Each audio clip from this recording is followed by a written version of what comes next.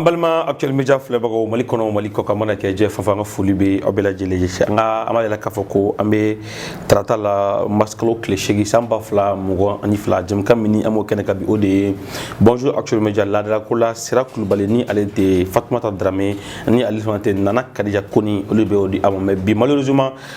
sira kulbalite Fatmata Dramé te foko tasse nana kadija koni ma nga bi ras kebe Mamadou Diara nere de bi kasega. Bonjour actuel media ka nyama o yam ko abismila ka jëm kan keneka bonjour actuel media minu be ni uma bo soflo ani soma minu wila ka bo snola ani soma minu nyama ko ani soma minu be draga no ani soma minu ye kinistra do ina fo nere ani soma minu kafini brudu ani soma minu chef ani soma minu ye wala ante akadu mun tokodo imana draga fe du ani soma biro la ini soma fe soutama ni ko ini soma very mamunu be coincé ani soma moto taxi mamunu be ko fe ani soma minu be moto sans fait minu mawli kono ani sogoma minu rebe pankuru la kato ga ciula fana ani sogoma mali kono maliko kan continent dien gunduru be amavko asogoma adankana aka jem kan keneka minye. Bonjour actuel media yi sonra ka aw nyanaje ninka aw la nyagari journée aka seka adamine nusonja kono kibara kono na foka tase famu ani conseil chamama. Bonjour actuel media yi bulu de okum kono na rubrique chambe akono femme personnalité du jour actualité du jour les grandes dates du jour mabamu bangna fana ka be bidon nyoma kuba mu kana ka be bidon nyoma météo ko dia bi malheureusement bi météo tinadi aw makada ka bi mimi o de 8 mars samba flamu anu fla maskalo cliché musuguru bena ko dono tafi batu ko dono musor batu ko dono verni badolo ko dono choni badolo ko dono wala parfum latikolo bad c'est-à-dire nous be utiliser lu ka donu mais quand l'enfant tourner on be nebe a DJ Action Media be a DJ. Je parle au nom de la direction et la rédaction de Action Media bi alnima a nyafu ngane ko na ko to la encore me bidon ka krengrenen ka de nyeleluma ka di sukuru njatawma ka di mira mekebawma ka di voilà musomunu be nu be to la ni ubeta frola katani toy frola muso mun be nu u be club metri chama ninka o trama kata logo ke ka logo ñu krani ay so kan tuli ke ka jikala ka di amma ka to kala ka di amma ka la frigla ngadi amma ka laro gla ngadi amma ka bashi nanji jale rendez-vous en bas ku dubi ka di amma an ka du kan koro fatte ambe nya 8 mars ka tagadi uluma muso munu fona be nga so nyama fuma ko aide ménagère la bonne voilà minu be aw muso ka daga an konti barakalata aw muso ani abaw minu be uluka baroke ni ba ko bon nous be depuis 5h du matin mais au claque daga snoko fo 2h du matin mais wakati mina ulu ka snoko e wakati ulu barla o taso anga papu anga mami voilà anga fifi zoli ulu snoko la ulu ka tay ko la tourni voilà o claque daga ulu tento barla et Korea voilà ñeleni nunu ani jelika nunu napisat nunu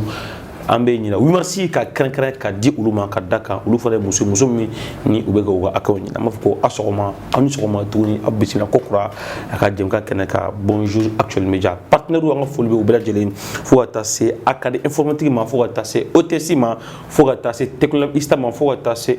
ESG ma école supérieure de gestion mama be ni actuel media be barala et fo attaché voilà des partenaires FBB Douma sans fait mama be Action Media demain ka anga bare wasa ka sega yakuba ya nga fulbe abela jeli amafako abismila ka jonga kene ka. Bonjour Action Media on souffle un peu ame soroka sey kana nga studio kono jëm kam. Bonjour Action Media nga soka sen oye à tout de suite.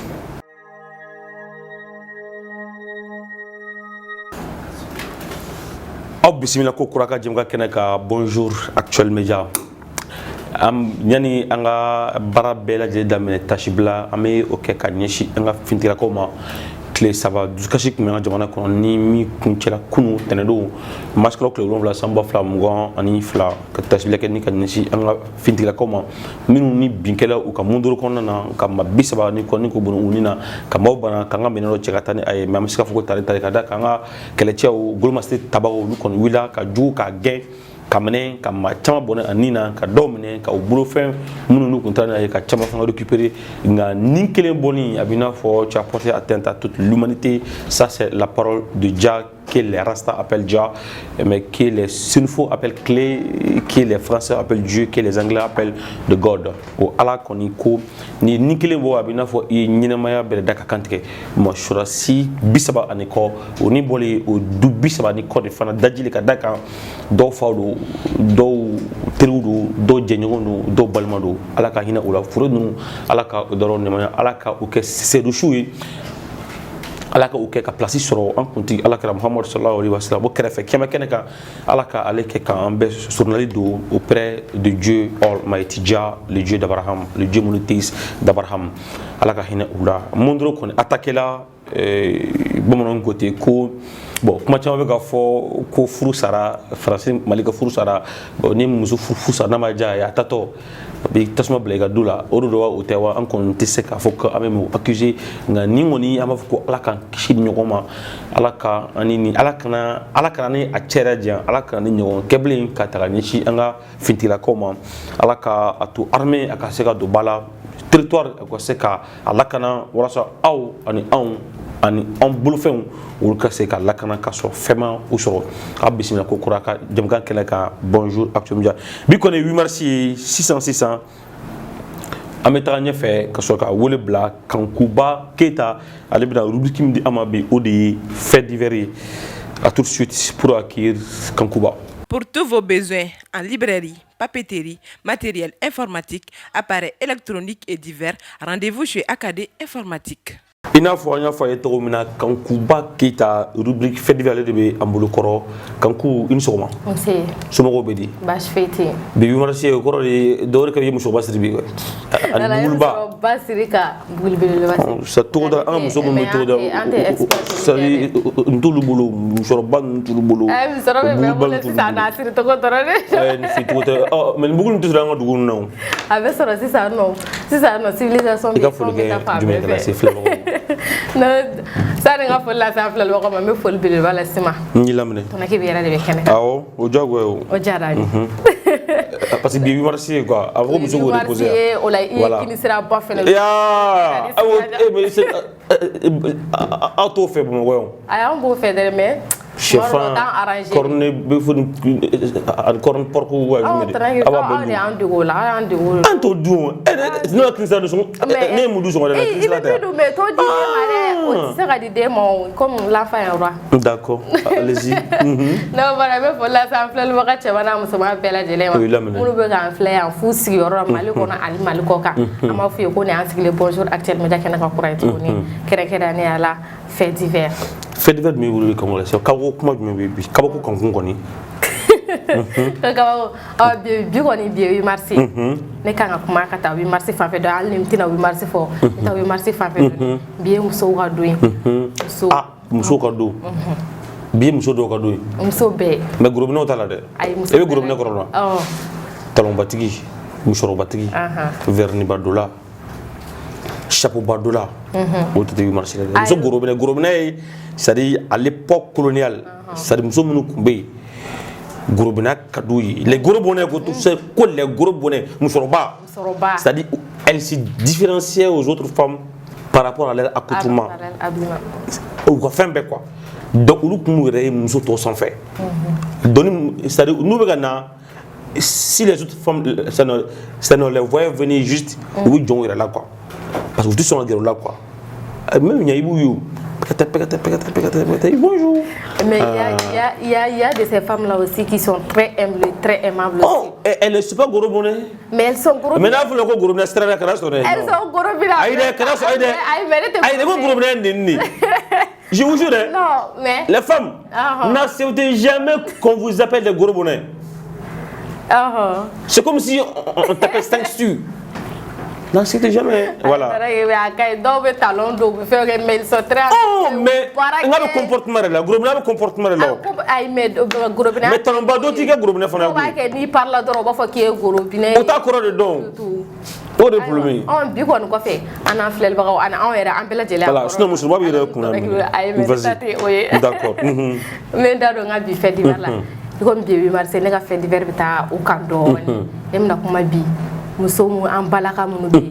no ala y'u gansɛgɛ don den na kɛrɛnkɛrɛnnenya den musomannin na o hɛrɛ bila baara la den yɛrɛ b'a da so kɔnɔ sunɔgɔ la ba bɛ wuli ka taa baara kɛ dɔw b'u sigi n'u sigilen ba bɛ baara la ni ba yɛrɛ yɔrɔ furan f'u b'u sen kɔrɔta sanfɛ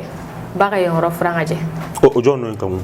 ne kɔni fɛ bangebaa yɛrɛ nɔ don ni i yɛrɛ ɲuman u b'a fɔ o bangebaa nɔ den bɔgɔ kɛnɛ de n'i y'a mɔ cogo min na a bɛ to ten tɔ de a bɛ ja n'o sansi de dɛ tɔnɔ bɛ kamu muso bɛ den 2 sɔrɔ i b'a sɔrɔ a y'a bɛɛ lamɔ ni lamɔcogo kelen nka kelen b'a tɛmɛ kelen t'a tɛmɛ o ye cas exceptionnel ye rebelle bɛ yen parce que u yɛrɛ ɲuman na i b'a ye hali dɔw u wagabiyalama don n tɛ ka wagabiyaw kɔrɔma tigɛ yan ils vont tout faire den bɛɛ lajɛlen bɛ kɛcogo bɛɛ la mais avec l'éducation denmisɛnnin kelen bɛ kɛ toujours u yɛrɛ ɲuman na denmisɛnnin kelen bɛ kɛɲɛ kɛ o yɛrɛ ko ni i se tɛ den min ka dugulataga la i b'a fɔ k'ala ka se n'o ɲuman o fɛnɛ bɛ yen nɔ sinon ne kɔni bolo depuis den fitinin à bas âge n'i y'a dege depuis a fitinin depuis den bɛ se san 4 san 5 la den bɛ se ka baaramisɛnnin kɔ a bɛ se ka yɔrɔ furani kɛ i b'a gɛrɛ la tobili yɔrɔ la e bɛ se tobili la misɛnnin susu kelen ne bɛ se tobili la tɔnɔ ye e bɛ se ka nan jumɛn dilan teliya la n'a bɛ ja nan jumɛn ni nana n'a fɛn fɛn a ye kelen dɔrɔn ta o la ni nana n'a fɛn fɛn a ye kelen dɔrɔn fɔ dɔrɔn nan jumɛn na ni fagoye fagoye bɛ dilan cogo di fagoye dilan ne ka nɔgɔ sa tɔnɔ a fɔ kɔnɔ ale m'a fɔ ma gɛrɛ o e b'a fɛ ne k'o fɔ kɛnɛ kan a fɔ problème t'a la e bɛ tulu i bɛ ka tasuma i bɛ ka tobilikɛminɛnw bɛɛ lajɛlen dilan fɔlɔ i ka dumuni yɔrɔ tobilikɛyɔrɔ musoya tɛ taa ni sanuya tɛ i bɛ ka tobilikɛyɔrɔ sanuya fɔlɔ k'o cɛ k'o sanuya i bɛna baara kɛ charbon la i bɛna kɛ lɔgɔ la i b'o lana ka na i ka furun i bɛ ka tasuma ɲaga i ka daga i b'a ko ka ɲa n'i bɛ ka daga sigi daga komi an bɛ mahamadu diinɛ la i b'a sigi ni bisimila ye fɔlɔ n'i ka daga sigi i bɛ ka tulu kɛ daga la ni sogo b'i bolo parce que fagoye donc daga ko la mena daga ko la nga mɔgɔ min kan ka daga sigi o tɛgɛ ma ko fɔlɔ vas-y tara ye o da la sa ayi ne ko ne ka yɔrɔ sanuya ayi mena sa mena kangu na mesa kangu mena sa kangu ko ka yɔrɔ sanuya ka daga ko musoya tɛ sanuya kɔ nka ale yɛrɛ taara sugu la ka na ale tɛgɛ ma ko vas-y ayi filɛbagaw tulo b'a la o yɔrɔ la sanuya tara kɛ yɔrɔ sanuya ni tɛgɛ sanuya tɛ kelen ye bɛɛ lajɛlen la sanuya la ne tɛ se ka minɛ la sanuya ne yɛrɛ tɛgɛ ma sanuya mais munna e ye yɔrɔ fɔ ka minɛ fɔ e b'i tɛgɛ fɔ aw caman fana bɛ ten tobilikɛyɔrɔ la vas-y an ka taa fɛ ani jumɛn tuguni ani jumɛn tuguni i turu ka la ayi tara ye an ka tobili tɔ dɔgɔ bɛɛ la parce que k'i sigi kɛnɛ kan o t'a ɲɛ ye paratigi de y'a ɲɛ ye non Aïcha i bɛ se ka na k'an bila fagoye voilà bon a filɛ ni ko kebe ko te duman bɛ wuli cogo di ne b'a f'i ye ni tɛmɛnen ko ka nanaye ko den nanaye ko i bɛ dɔɔnin tigɛ nanaye na k'o sɛnɛgo k'a kɛ barada kɔnɔ ka barada kumaba in i bɛ ji fitinin k'a kan to ka tila k'a kɔnɔ sari rincer k'a bɔn k'a fa ji la ka tasuma kɛ furun na k'a sigi a sanfɛ ni ji wulila buga i b'a ta k'a jigin i b'a dayɛlɛ i b'i ka te bɔ a foroko kɔnɔ i b'a dayɛlɛ i b'a k'a kɔnɔ i ka te foro i b'o don a da la 2 minutes i b'a sɛnɛ i bɛ sukaro k'a la ka tila ka kala o te mɔni ne y'o fɔ ne bɛ s'o la o mais ne donc o kɔrɔ bi kuma in tɛ muso minnu tɛ baara kɛ dɛ nka muso minnu fana tɛ tobili la fana vas-y o bɛɛ lajɛlen ma tɔnɔ yɛrɛ b'o la a ye tɔnɔ kɛ bɛ après mun yɛrɛ la sisan an ka taa fɛ e bolo c'est-à-dire qu'est-ce qui fait que muso bɛ se ka den wolo ka tila ka ban ka dege a tɛna kɛ ni bɛɛ n'i ka éducation kɛcogo don parce que dɔw bɛ den jaw yɛrɛ ni ka tɛmɛ ka den jaw ye fo ka taa fɔ a bɛ tɛmɛ a dan kan o tɛ sɔn ka den bila baara la den mana diya i ye togo o togo o yɛrɛ ɲuman i ka den lakasi sani den k'i lakasi c'est clair donc ko n'i den ye Bamakɔ ma dɛ a bɛ nisɔngɔ ka n'i yɛrɛ fɔlɔ la c'est très clair i bɛ nisɔngɔ dɔn wa ni a ye komi o ma kɛ anw tilela dɔn a bɛ tile la dɛ ale kana nisɔngɔ sara e bɛ école la bilen ya e tilala dɔn ne tilala sisan kɔni e kana nisɔngɔ sara e bɛ nisɔngɔ dɔn wa on appelle ça le TDRL, taxe de développement régional et local. Bamakɔ tɛ 600 ni muso ye den 4 sɔrɔ o t'a sara bilen ni école-den i t'a sara ni cɛ ta retraite la i t'a sara bilen vas-y o faamuyara la tonton Kebe ka émission ka an bɛ fɛn caman kalan ani mɔgɔw tɛ tobili la fana an bɛ t'olu fana fo an bɛ t'olu fana fɔ ne kɔni tɛ se tobili la i kɔni tɛ se fako ko tobi kɔni la vas-y an ka taa fɛ kan o tonton Kebe ne bɛ sisan tonton Kebe ko dabila o man di ne vas-y ayiwa o bana denmisɛnnin n'i ye den lamɔ o cogo la ten tɔ sinon den fitinin ma i b'a gɛrɛ la mais muso fana kan e kɔni b'a dɔn kɔni a mana kɛ cogo cogo don dɔ i bɛ taa furu ka taa du dɔ kɔnɔ mais denmisɛnnin t'o dɔn ayi denmisɛnnin quand tu parles de denmisɛnnin tu parles de quel âge a bɛ daminɛ fitinin de la fo ka taa se kɔrɔbalen ma ni e ma fɛn min daminɛ depuis fitinin ma i kɔrɔbayalen k'i b'a karaba o ka gɛlɛn dɛ kuma bɛ caya o de y'a to a dɔw ka na tɛ se ka dun duba kɔnɔ n'a fɔra ko kanku bɛ ga la bi cɛ an bɛ taa furu san cɛ ni ja cɛ ko kanku bɛ ga la o gɛlɛn ne tɛrɛ ne bɛ tobili la o don de bɛɛ bɛ nisɔndiya bɛɛ bɛ nisɔndiya o don ne bɛ tobili la d'accord fakɛ kɔni t'a la ayiwa an b'a fɔ ye muso minnu b'o kɛ u k'a lajɛ u ka comportement changer parce que de un mais i b'a dɔn ko ko n bɛna sɛgɛ dɔ fɔ musow ye il y a deux c'est-à-dire il y a deux façons pour avoir ton mari et bon je veux pas rentrer dans les détails mais ko fɔlɔ ye kɔnɔbara ye oui muso bɛ dun duman dilan ka di i cɛ ma a ka gɛlɛ a ka ɲinɛ kɔ voilà o dumuni duman ka dilan ka di cɛ dumuni ka di dɛ ma duman kuru dɛ dumuni ka di dɛ parce que voilà ma duman sinon dumuni dɔ fɛnɛ o kelen tobi ka di ma ti dara do dɛ dumuni na sigi a tɛ se ka dun kuma ka ca dɛ a bɛ kɛ jɔla cɛ ye kuma dɔw la dɛ an b'a fɔ muso minnu b'o kɛ u ka taabolo falen dɔɔnin c'est clair c'est clair parce que den tɛna to e bolo masaw k'o denw ladon c'est très important a tɛna to i bolo c'est très important togo o togo a bɛna kɔrɔbaya de a bɛna taa cɛlasigiyɔrɔ dɔ de la n'a taara cɛlasigiyɔrɔ la n'a ma se tobili la a kumasulu ale bɛ kumasulu la mais kumasulu yɛrɛ fɔlɔ ye ba fɛnɛ ta ye c'est clair parce que a bɛ fɔ karisa de den don ni de den don donc e ba min dege tobili la o de bɛ f'i ye i m'a ye c'est barakɛlaw de b'an ka tobili kɛ bi yan baarakɛlaw de bɛ tobili caman kɛ bi dɛ baara de b'an ka tobili kɛ muso u yɛrɛ b'an ka dilan labɛn u b'an ka yɔrɔ furan u b'a jɔsi u b'an ka fini ko an jumɛn tuguni i m'a ye baarakɛlaw cɛ caman bɛ baarakɛla ta k'a fara muso kan o de don n'o kɛra o b'a fɔ k'u ti bɛn o ka sɔrɔ e yɛrɛ de y'a poussé k'a bila c'est clair c'est clair e y'a poussé k'a bila la d'accord wele ka laban min b'i bolo ka kala se musow ma ani denw ayiwa wele ka laban min ne bolo ka se muso ni denw ma o fɔlɔ ani yɛrɛ quoi ani yɛrɛ ne yɛrɛ b'a la je m'inclus mais ne bɛ se ka ban mais en même temps conseil ka ɲi mɔgɔ ma don o don quoi vas-y kuma b'i bolo kan ayiwa n b'a fɔ bangebaaw minnu ye n'u ka baara o ye u ka comportement changer u ka denw dege baara la depuis fitinin fɔ k'u kɔrɔbaya u k'a dɔn k'a fɔ den tɛ to kelen bolo den bɛna taa a bɛna kɛ muso de don a bɛna furu de a bɛ taa yɔrɔ wɛrɛ la a tɛna to e bolo n'a taara cɛlasigiyɔrɔ la n'a ma se tobili la kumasulu ye ale ta ye kumasulu ta ye an b'a fɔ denw fɛnɛ ye n tant que i y'i masa ye tobili la ni masa min bila la i yɛrɛ ka gɛrɛ i k'a dɔn parce que a b'i yɛrɛ de nafa don dɔ la c'est clair a b'i yɛrɛ de nafa sani a ka mɔgɔ wɛrɛ nafa a fɔlɔ bɛ se e de ma et puis n'i bɛ guala don bɛɛ bɛ nisɔndiya bɛɛ bɛ nisɔndiya o yɛrɛ u ko o bɛ fɛn min na se i b'o baraji min sɔrɔ ko n'o yirali la i t'a dabila d'accord kankun ne bɛ kuma laban ni min ye ni muso sera tobili la a bi hali i kunna wele i ka furuso la joona ka d'a kan ni tobili bɛ don min na cɛ dɔgɔninw cɛ bangebaaw bɛɛ bɛ girin i ka dumuni nɔfɛ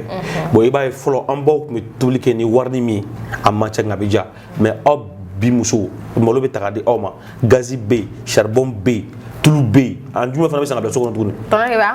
mais bange tout ça n'a ye tobili kɛ ka na an b'an ɲɛ kumun de ka dun ka ɲɛ tugu ka dun donc n'an fɛn tɛ dɛ nka tobicogo de bɛ na na an bɛ taa ɲɛfɛ fɛn min ye an bɛ taa ɲɛfɛ à tout de suite. ESG, École supérieure de gestion spécialisée dans la formation des métiers de la comptabilité et de la gestion d'entreprise. An balima Actuel Media filɛbagaw an bɛ segin ka foli kura ye ka lase aw bɛɛ lajɛlen ma an y'a fɔ a ye cogo min na bonjour Actuel Media jɛmukan m'o o di kɛnɛ kan rubrique fɔlɔ an bɛna don o de kɔnɔ fɛn min actualité du jour ye bi Fatumata Darame ale tɛ se k'o di aw ma mais Aminata Y Kulubali ale de bɛ yan ka actualité du jour ni k'a ta k'a di aw ma faamu caman aw ni an ka se ka k'a la fɛn min kibaruya minnu bɛ bi Mali kɔnɔ ka se ka o la aw ni Aminata Y i ni sɔgɔma somɔgɔw bɛ di bi 8 mars ka folikan ka lase muso gorobinɛw talonbatigiw musokɔrɔbatigiw mais kɛrɛnkɛrɛnna an baw minnu bɛ togodaw la an dɔgɔninw minnu bɛ baarakɛdenya na Bamakɔ kɔnɔ yan minnu sara ye 1500 ye minnu sara ye 2000 ye voilà folni tamnu me en flel bagache nam so dim sen mahoro bay fol bele bay reta eto merci beaucoup so maraina menanda do e actualité la comme nous kela nga jamana hono ani bien fanto fi amadam de na jamana tay et communiqué de l'état-major des armées no e anga fintigla kawi o lo communiqué blaka ira attaque mu kela nga jamana hono amadu mo shila no e modoro mu kela le 4 mars dernier donc armée malienne konya ira ka foko alna kela cheni duna ukuna we sebaya amse ka fo sebaya soro et groupes armés non identifiés les parce que terroristes un peu voilà donc aira la ka foko uye uwa logistique terroriste bon n'était terrorisme employé groupes armés ni donne la date tout dans la sang comme la personne est en train de nous terroriser. Oui. Oh, bon, terroriste c'est un peu gros mot pour moi. Non, c'est pas un gros mot. Non, moi j'aime pas l'employé. Donc ne pas faire groupes armés au loup ne pas afforter là. Donc et aïda là à foko oui wa fin chaman détruit quoi convoi d'obé no yolu détruit en même temps aïda là à fola mie bengal kela no yo lu mo chaman fana sara ani fana wa leader d'obé no nu ko nyamo do wi ko fana neutraliser là donc Burkina be bola aére ka jamana kono mo do bola ana nyogona chama donc ametanya fe fana mi ya sama ke na les politiciens nga jamana kono ale do linte ale bi ikamo wati kumba chama president no fa nga jamana ko me ala ta garzige ale ayira ka fo ay bol do ke ayira ka fo ko ale be na 1 million di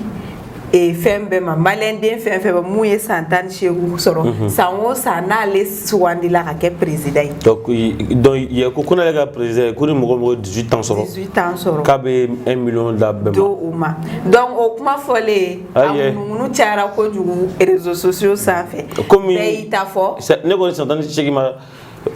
ma d'abord folo mais après 500 000 ça de bonne travaux de ma folo voilà on a né dans chaque sur domina avec attordement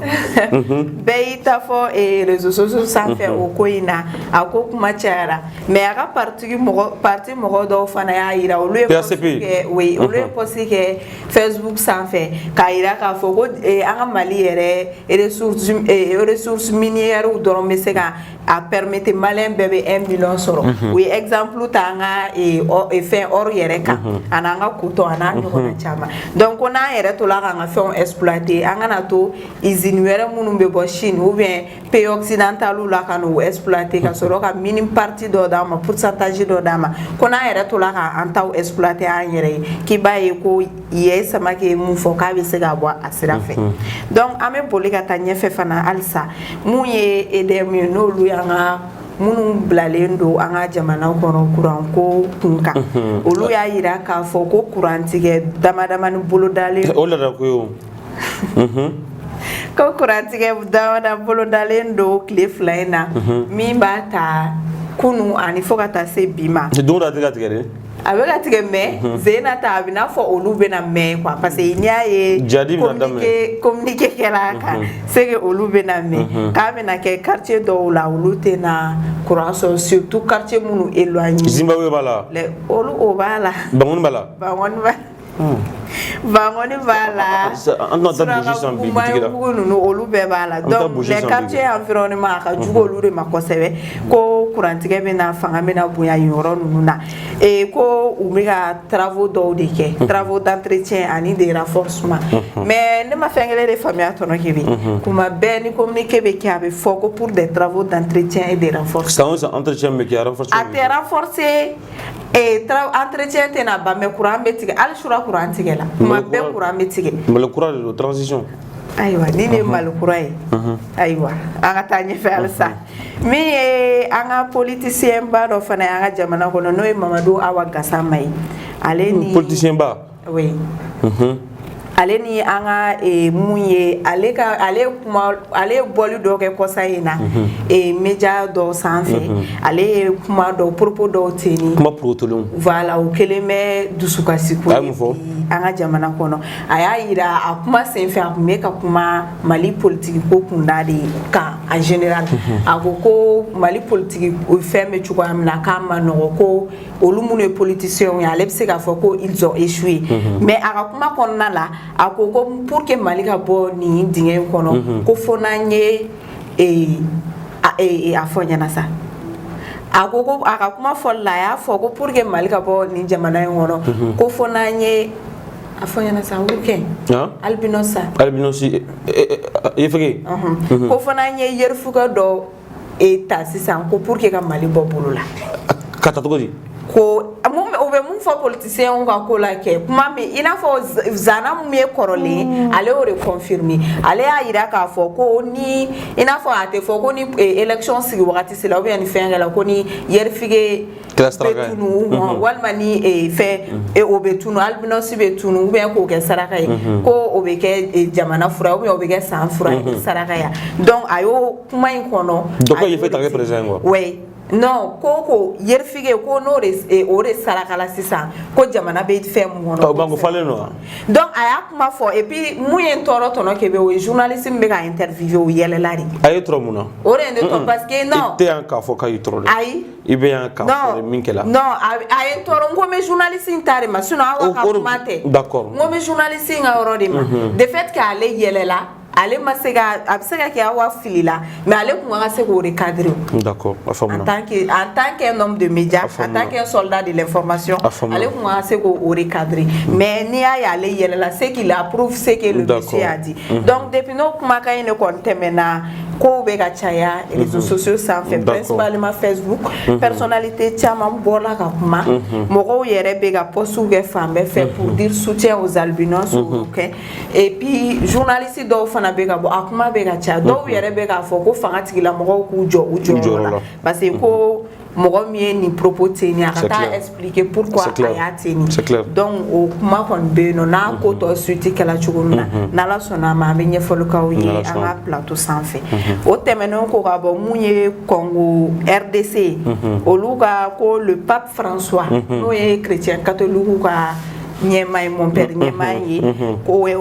o kononé do dans 4 mois RDC ka o fero aida la ka foka na visite la visite mbe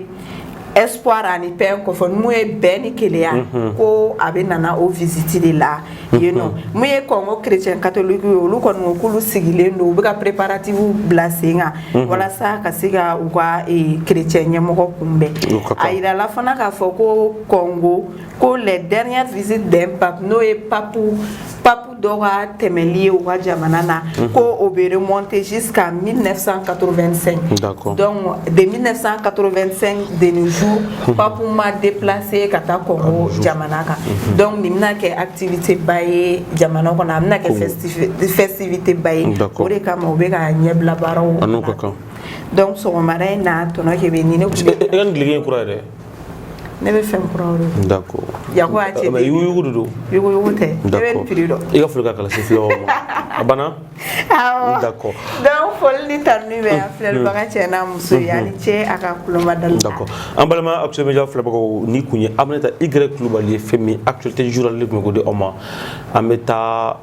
Giga Fanfé on souffle un peu et on revient avec la rubrique les expressions du jour. À tout de suite. Sistra Technologies est une société de prestation de services et de commerce, évoluant dans le domaine des nouvelles technologies de l'information et de la communication, la fourniture de matériels biomédicaux, la bioinformatique. Ambalma Action Media Fleba ina fo anya fa yeto mina amena do rubrique ngon ode les expressions du jour mo ko ode ama ode Abdoulaye Maïga Raskebe wana shibo no selle orgo sab yesa ka sabu yakko alhamdulillah mano e ka ran wona wachine maga ga fulga kala si Fleba ma bi mega bi marché de bi ko ne muso ga doy muso be ga don tere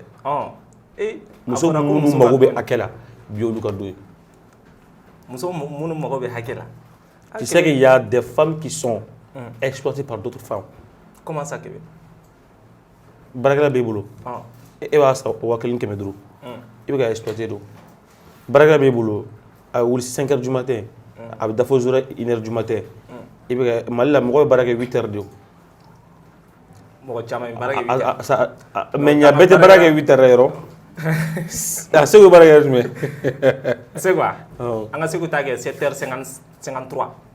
d'accord y a pas de problème vas-y Maïga i ka bi jumɛn de bolo ka d'a ma comme expression bon n bɛ bɛɛ lajɛlen fo fɛn fɛn bɛ k'an so ye surtout bi ye musow ka don ye musolaka minnu 8 mars kɛrɛnkɛrɛnnen ka d'u ma donc an b'u bɛɛ lajɛlen fo bi mais u kana cɛw bila tobili la dɛ o tɛ cɛ bɛ se tobili la de ni y'anw bila tobili la kɔni an bɛ te de k'a la ka d'i ma n b'i fana fo Kebe n y'i laminɛ ani fɛn fɛn bɛ k'an so nin waati in na o y'i laminɛ bon bi expression den naani dɔrɔn de b'an bolo k'a lase i n'i ka jama bɛɛ ma bi a fɔlɔ ye mun ye a fɔlɔ couper l'herbe sous les pieds de quelqu'un couper l'herbe sous les pieds de quelqu'un ni ko c'est moi je suis rasta ni ko l'herbe on go herb is healing i ko kɔrɔ anglais la herb is healing an ka tɛmɛ o kan an ka tɛmɛ o yɔrɔnin kan couper l'herbe sous les pieds de quelqu'un o kɔrɔ Maïga ne t'o dɔn ni ne ko k'e ka nin fɛn sisan e bɛ se ka kɔrɔ jumɛn d'a ma sisan couper l'herbe sous les pieds de quelqu'un ka yiri tigɛ mɔgɔ senkɔrɔ sa kɛ o b'o tɛ bon a bɛ se ka k'o ye mais a sens kɔnɔna na an k'a lajɛ a bɛ fɛ ka min fɔ o kɔrɔ tɛ dɔwɛrɛ ye ko devancer une personne pour l'empêcher de réussir dans son dessein. Devancer une personne pour l'empêcher de réussir dans son dessein. O jugu ye dɛ.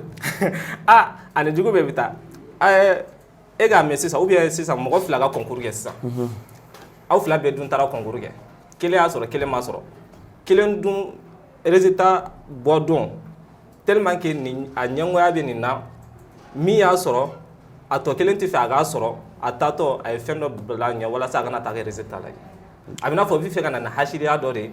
mɔgɔ ka fɛn sɔrɔ aw fila ka fɛn kɛ. A ka fɛn dɔ kɛ min bɛ se ka dɔ empêcher. Min bɛ se ka dɔ empêcher walasa k'a ka objectif atteint ou bien. A bɛ n'a fɔ sisan c'est-à-dire dɔrɔn ka na ne ka thé sisan. Kamara k'i sen bila dɔrɔn ka ne ka thé bɔn. Ka e ka thé bɔn voilà. Mais an k'o kɛ mɔgɔ yɛrɛ quoi an k'a kɛ i denmuso ye. O ɲɛngoya ye dɛ. An k'a kɛ i denmuso ye quoi. D'accord vas-y an ka taa fɛ. Donc Ala ka bɛɛ kisi. Amina o man ɲi. Voilà o senkɔrɔ jugu ye. O ye senkɔrɔ jugu. A filanan ye mun ye ko faire un trou pour boucher un autre trou. E bɛ se k'o faamu cogo di. Faire un trou pour boucher un autre trou. Pour boucher un autre trou. C'est-à-dire i bɛ ka dingɛ sen i bɛ ka taa dingɛ yɛrɛ datugu. Voilà ka dingɛ sen k'i bɛ dingɛ yɛrɛ datugu. E bɛ se k'o faamu cogo di. Ne ka science ka fɛgɛ dɛ Maïga. O kɔrɔ tɛ dɔ yɛrɛ ye ko contracter une nouvelle dette pour en acquitter une autre ancienne. A bɛ n'a fɔ ne ye juru ta e bolo san. Awɔ. Parce que se wari t'e kun ne k'a fɔ parce que ne bɛ wari minɛ e la tan glace wari ninnu 20 c'est-à-dire ne ka 20 minɛ e bolo n kɔfɛ n bɛ tila k'a sara. Ne ka taa 20 minɛ kamara fana parce que wari t'o fana kun ka 20 minɛ o bolo ka na e ta sara. Voilà ka na ne ta sara i y'a faamu kosɛbɛ o bɛ se ka kɛ cogo. O bɛ technique de don ni e ta minɛ sisan a bɛ nin ta minɛ a b'o sara o la a bɛ daga bɔ a da la. O t'o ban ne ya. Mais i kɔni ye daga dɔ mais i kɔni ma juru sara. C'est clair. I ma juru sara n'i bɛ juru sara i b'a to n'i ye wari de sɔrɔ ou bien aw ka bɛn don kan. Je suis d'accord. Je suis d'accord avec ça. Ka juru ta ka taa fɔ k'i bɛ juru yɛrɛ sara o la tugun. N'a tigi kɔni y'a dɔn k'i bɛ ka taa juru yɛrɛ de sara n'ale ka wari ye i b'a dɔn kɔni a tɛna di o. C'est clair. Donc n'an bɛ juru sara an k'a lajɛ an fɔn lajɛ ani an ka kuma ni mɔgɔ min ka juru banna an b'a sɔrɔ don min na hali n'i y'a dɔn o don sera ka sɔrɔ i m'a sɔrɔ. Kuma a tigi fɛ a bɛ se ka kɛ a dɔw la a tigi bɛ sɔn k'i ma. C'est clair. D'accord. Expression sabanan ko errer comme un coq en pâte. Errer comme un coq en pâte. En pâte. Est-ce que vous faites tout que de race Kebe? Coq de chien o tɛ dununkɔrɔ de ye ou bien. Dununkɔrɔ awɔ. Un coq. Dununkɔrɔ. Errer comme un coq en pâte. En pâte o y'a jumɛn ye sisan. Sɛ n b'a sen ka don o don ka taa kɛ miirina tɛ sɛ min na sɛ yɛrɛ ka baara ye jumɛn de. Miirina bɛ sɛ de ye. Sɛ ka baara an kɔni bɛ sɛ dɔn ni min ye o ye dumuni. A bɛ dumuni kɛ kɔni. Dumuni a bɛ kule sɔgɔmada fɛ a b'an kunna bɔ sunɔgɔ fajiri fɛ. A b'a kɛ cogo di a b'a kɛ cogo di. ah fo nan tara dun ngoro do ay eta meri aba ke tori ay ne ta mew aba ke tori yara ambo to arasta bulo mega daga ngata fe au corps vivre à l'abri de tout souci, ne s'occupant que de manger et de dormir. Une personne. MPC, manger, MCC. MCD, manger, coucher, dormir. Ale ko nga bara mi doron de bara yere talar anga dumni nge anganda ja doron de kadale glabi fen fela ti songa bu o be bara be yoro ale bi po kuna o kangu ni ga bara ale bi pam fen be kuna ko ja doron ka dumni nge kanda abana mago to foshi la dina tike kon donc ala ga kiso mo gona amin rabbi ala ga no de yere no ga mo shi dina tike kon na expression la ban kebe iga bi plateau sans fait comme masiraye ani ede awo mere de bien bi. Le faux ami ressemble à l'ombre du cadran. Le faux ami ressemble à l'ombre du cadran. De cadran. Le cadran, c'est le cadran. Cadran. Hein? Le faux ami ressemble à l'ombre du cadran. Au courant, mais le faux ami disparaît lorsque les temps deviennent sombres. C'est clair. Ni galère nana. Ni galère nana dron. Anjera ga fenge. E glana na ne soro ne ba fongo me nyashi ma e mi mo kele mi an me nyogon fe e ne bi laga se ma dro fu ita ible c'est clair no mai biteria chama bi tento ala ki show to o yere bi jiglatige do ko chamana 30 minutes na du wala 30 minutes bolo ala yere do ga sara la chama bi ba ko nte ter fe bo o ga sara nyogon do ni e an jara ga fenge wala be ne kuna wa be ne kuna domina ni ewele awna na nega wardu me nega ay de ne ma tega wardu ne bulu bana ne ko me nyeshi ma ay utare ga wardu ay ku nyeshi mo kayra utare ga wardu o mai o chemai expression correct de ça kabi d'accord donc teri juga ala ga beki amin rabbi donc ni expression nan de mo bulu bi ka la sey ni ga jama bela dilema merci beaucoup maiga kayra ko kamu ma se ga fago tobi to ko fo maiga il fana ko fara ga bi tawka kan ba se ga ta voilà kamu ma se ka sa amana ta fana gli kura do na bi fi ba do ko agli kura man na ko repasser ça après na ko do kura entre parenthèses iga kuma kala man anga fulkan bon be bela jelon fo surtout bi ko ni muso ka doy donc ambe muso ka do ça afu ko biye muso do ka do ni maiga ay bité muso be ka do non bité muso be ka do 8 mars ngo goro bonnet tala les gros bonnets lu tatala gros bonnet tatala abo donc hakke ni nawde ka gros bonnet ni de ne ba kana so ngo gros bonnet ko hakke ni nawde ka doye bi hakke minu mo be akela munu mo be hakilla le ga na munu be tere chana lu be te hakke ni na de u yere ku nyini donc bi bela jelo fo ki fana il faut merci beaucoup Maïga expression du monde. Nikwe Abdoulaye Maïgaye, les expressions du journal de Oma, Jemkan Lasse Oma, Abakene Aldege Faraskebe, partenaire ou Ani Andebo, Ame ou fait féminin, académie informatique, OTS, féminin, technologie, ISTA, ESG, École supérieure de gestion. Nikwe, bonjour, actuellement, média, partenaire ou Anga Fulbe, Kalasi, Oma, Amafoko, Akambe, Sini, Ni Ala Sonoma. A tout de suite.